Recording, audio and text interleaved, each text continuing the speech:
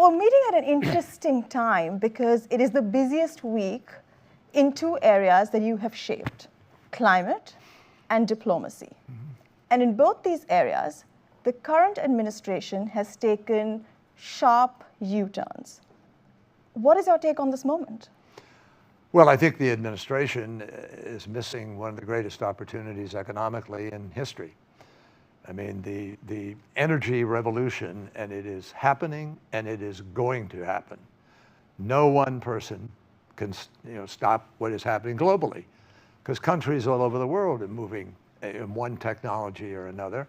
China obviously is racing forward to try to be first in AI, and they are first in the deployment of renewable energy around the world. They've deployed more renewable energy in the last few years, 5 years, than all of the rest of the world put together. So my counsel, though they don't ask for it, to the administration would be, you really want to be number one if you want to be ahead of China on this, if you want to meet the demand of reindustrializing America, so we're building this or that, you want to be leading in the energy transition.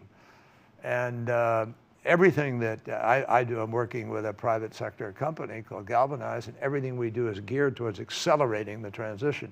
And right now, it's happening at a pace that's even surprising many of us who've been in this space for a while. The reality is that last year, $2 trillion of venture capital went into this sector to accelerate the transition versus $1 trillion that went to fossil fuel. And now on price alone, price is extremely powerful within the choices that companies, CEOs make. And it is cheaper to have wind, solar, and storage and provide energy. And that's the way these data centers for AI are going to be built out, with some gas in the transition.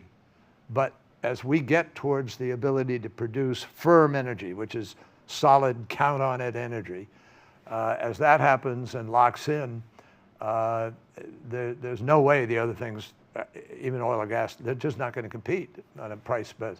And that's in the production of electricity. There are other sectors where we still have more transition taking place, but it's a huge, huge moment.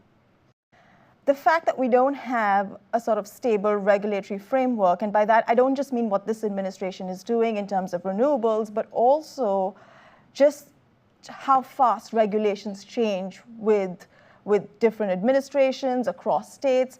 How do you think this impacts the US at a global leadership level, but also the downstream effects for everyday Americans?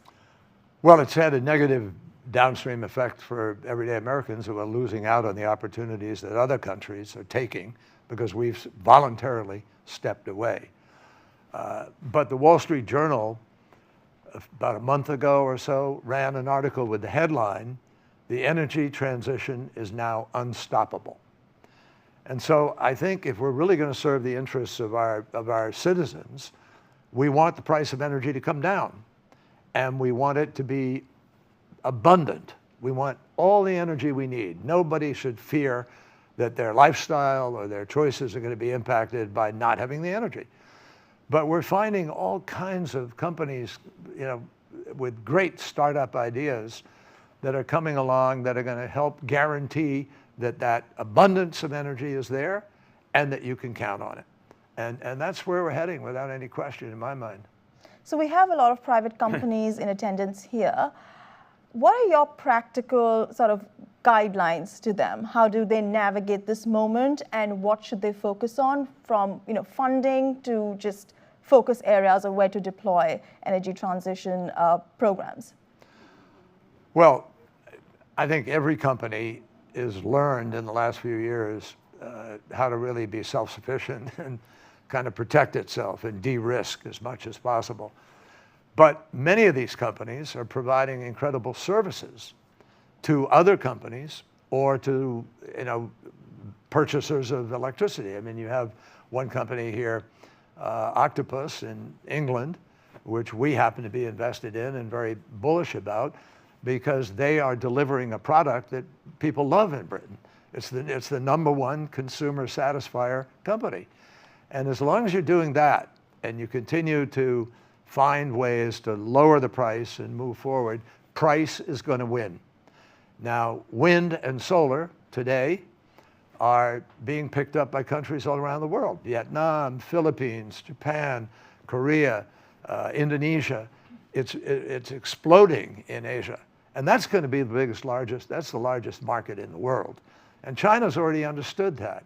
I wish our current leaders in Washington would understand it as well and make America number one by pushing into this sector. It would be a huge benefit in terms of job creation, huge benefit in terms of American leadership. It would provide continuity and certainty to the marketplace, which people really, I think, miss today. And that's having a negative impact on America. That's raising prices. The tariffs, obviously, are beginning to raise prices on individuals. So it's, seems to me to be business fundamentals. That's what we're applying. There's no politics. There's no concessionary funding in what we're doing, and there's no subsidies in what we're doing. It's purely on business fundamentals. Profit, capacity, market size, price, all those kinds of key ingredients. I want to talk to you about galvanized, but before that, you mentioned China. How should the U.S. approach, and American companies approach China and Chinese companies, because there, the companies are heavily subsidized and literally handheld by the government, which does not change. Yeah. Well, that fight sort of left the barn some years ago, in a sense, when one administration after another did not do what we needed to do to adequately enforce WTO regulations and the standards of trade which did exist. We obviously, in the Obama administration, we had major negotiations with China, and China has been voracious in some of its business practices, which are counter to what the world sort of agreed would be the practice, i.e., not stealing intellectual property, letting other people have access to the marketplace in a fair way, et cetera. We have unparalleled access here.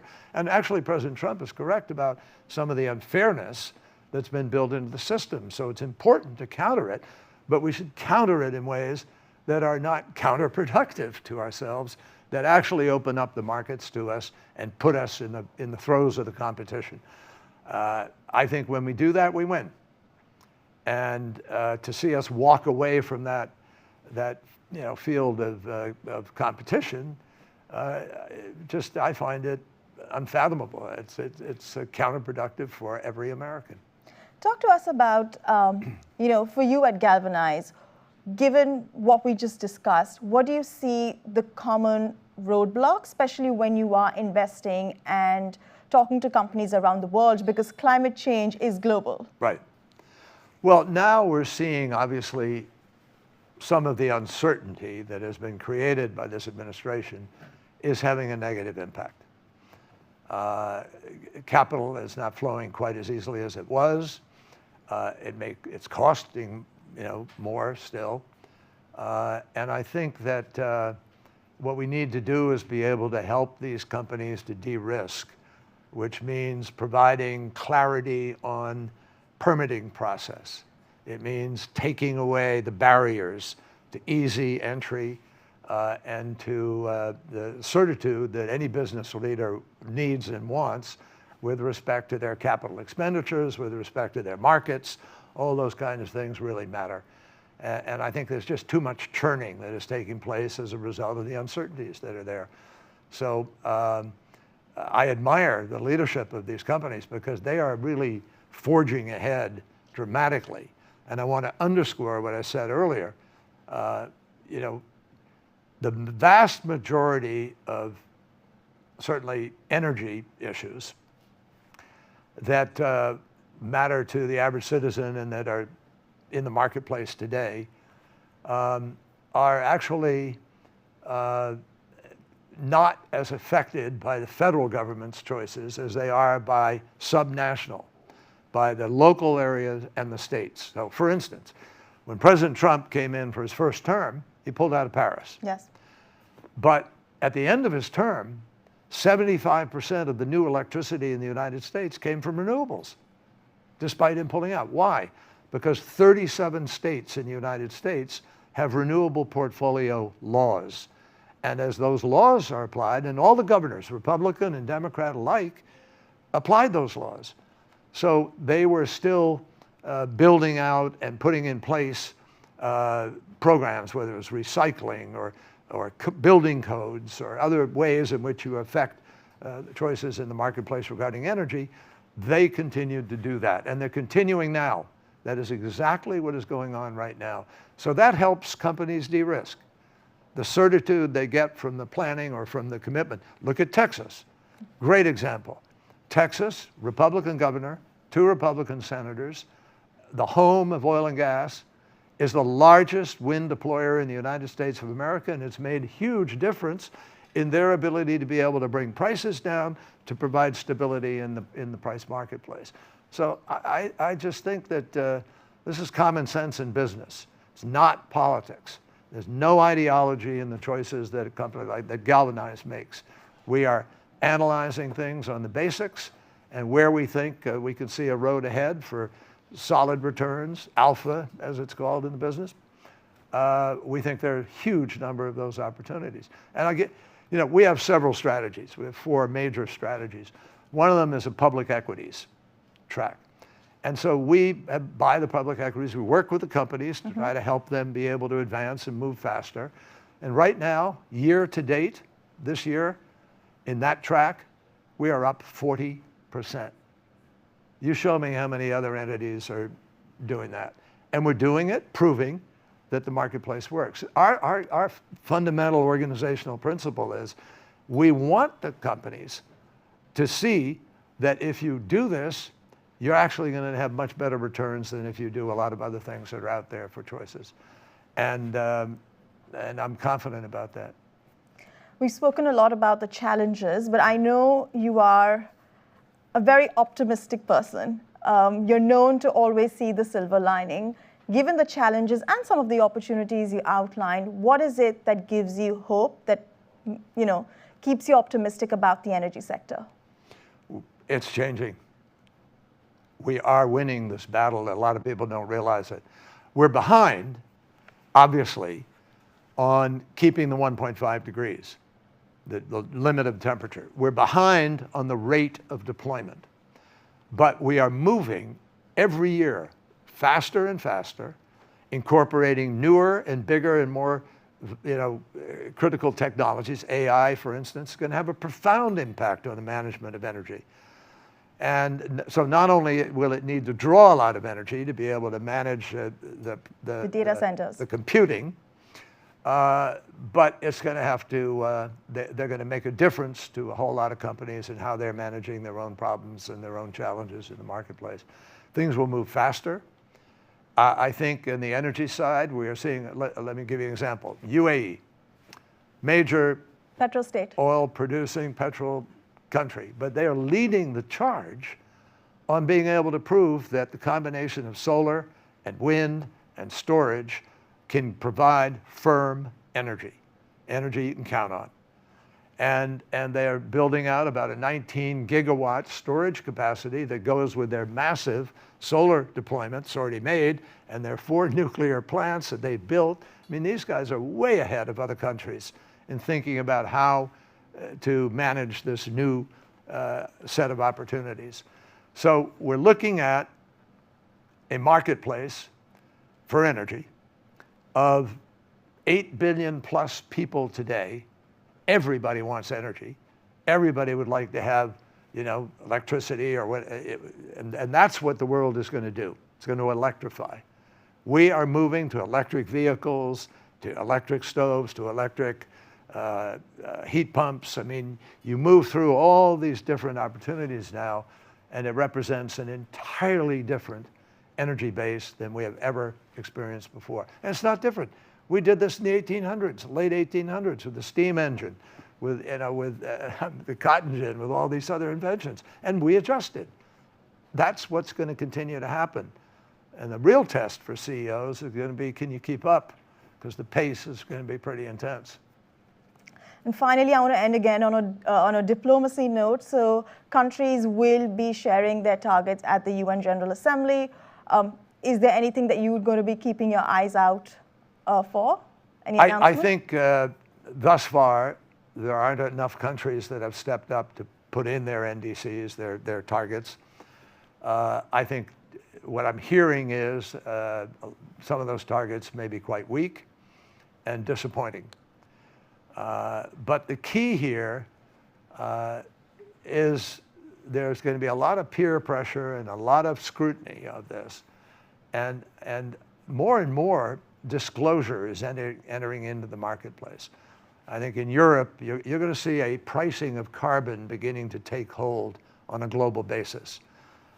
And as that happens, that's going to have an immediate impact on automatic, quick decision-making as to how people reduce the emissions, because they're going to have to, or they're going to pay that difference. And it's going to make a difference to their ability to sell goods and compete in the marketplace. I think that in Dubai, we actually put forth the strongest mission statement that I've seen in all of my years of dealing with this at the COP28. 2023, yes. And that message was very simple. Everybody agreed. Saudi Arabia signed on and everybody signed up. Doesn't mean everyone's going to do what they said they're going to do, and we're seeing that today. But the mission statement is we must transition away from fossil fuel.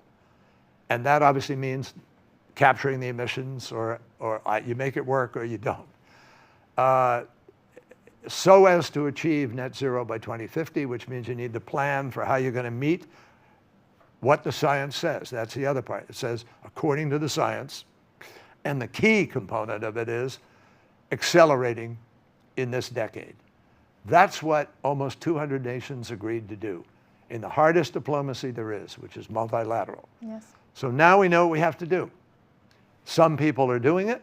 Some people are going to get it done. Some people are lagging and going slow. I just think those countries are going to find that the pricing of their energy is going to come under increasing pressure from citizens who are screaming about if it's a high price. And right now, it's solar and wind and storage that's delivering at the lowest price with the greatest possibilities for AI and for others in the future. So this is a very simple equation. It's not ideological, it's not political, it's about economics, and it's driven by physics and mathematics. Science is at the foundation of this, and people ignore it at their peril.